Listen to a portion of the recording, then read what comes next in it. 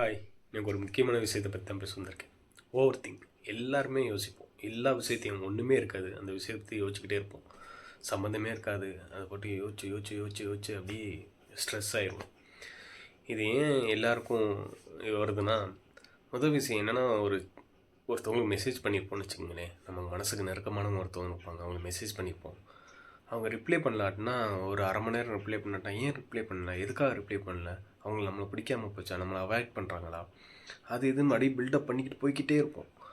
நமக்குள்ளான அப்படியே ஸ்ட்ரெஸ் அப்படியே கொண்டு போகும். அதுக்கு காரணம்னா, நம்ம ஒரு வேலை இல்லாமல் இருப்போம். அதை பற்றி யோசிச்சுக்கிட்டே இருப்போம். இதை பற்றி யோசிக்கிறனால என்ன ஆகுதுன்னா, நமக்கு மன அழுத்தம் அதிகமாகுது. ஒரு நிம்மதியான வாழ்க்கை இல்லாமல் போயிடும். யார்கிட்டையுமே சிரித்து பேச முடியாது. ஒரு அசாதாரண சூழ்நிலை உருவாகும்.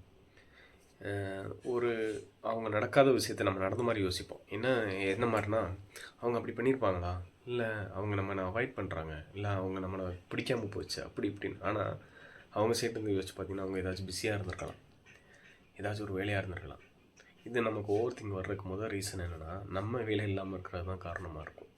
என்னன்னா, ஒரு விஷயத்தில் நம்ம ஃபோக்கஸ் பண்ணி போய்கிட்டே இருந்தோம்னா இதை பற்றி யோசிக்கவே மாட்டோம். ஒருத்தர் மெசேஜ் பண்ணியிருப்போம், ரிப்ளை வரல, அவங்க வேலையாக இருக்காங்க, அதை மட்டும் அப்செட் பண்ணிக்கிட்டாலே போதும். நம்ம என்ன பண்ணுறோம்னா, பேசலாம், எதனால், ஏன் நம்மளே போட்டு நம்மளே குழப்பிக்கிறனால தான் இங்கே பல பிரச்சனை ஆகிடுது. இதனால் என்ன ஆகுதுன்னா, மனக்குழப்பாகுது. ரெண்டாவது யார்கிட்டையுமே சிரித்து பேச முடியல, யார்கிட்டையுமே நம்பகத்தன்மை இல்லாமல் போயிடும். இதனால் ஒரு நிம்மதியாக இருக்காது, லைஃப்பில் ஒரு நிம்மதியாக இருக்காது.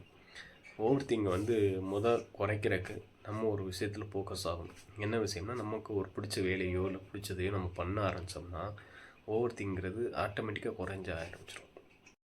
நம்ம மனசு உண்மையை விட கற்பனைக்கு தான் அதிக இடம் கொடுக்குது.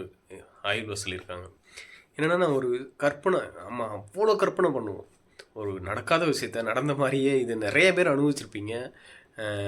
நடக்காத விஷயத்த நடந்த மாதிரியே அப்படி இமேஜின் பண்ணிக்கிறது, அங்கே அந்த விஷயம் நடந்துக்கிட்டு இருக்கு அப்படிங்கிற மாதிரி இமேஜினேஷன் பண்ணிக்கிறது. இது எல்லாருமே யோசிக்கிற ஒரு ஓவர் திங்க் தான். இதுலேருந்து என்ன எண்ணங்களும் உண்மை இல்லைன்னு நம்ம புரிஞ்சுக்கணும். அதுலேருந்து வெளியே வர்றதுக்கு புத்தகம் படிங்க, 4 பேர்கிட்ட நல்லா சிரித்து பேசுங்க, டைம் அதில் ஃபோக்கஸ் பண்ணுங்கள். புத்தகம் படிக்கிறனால, மூவி பார்க்குறனால எந்த ஒரு ஓவர் திங்கும் வராது.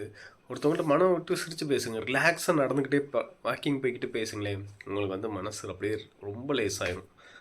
ஒரு விஷயத்துக்கு நம்ம ஃபோக்கஸ் பண்ணிக்கிட்டு போய்கிட்டே இருந்தோம்னாலே இதுக்கு எதுவுமே இருக்காது.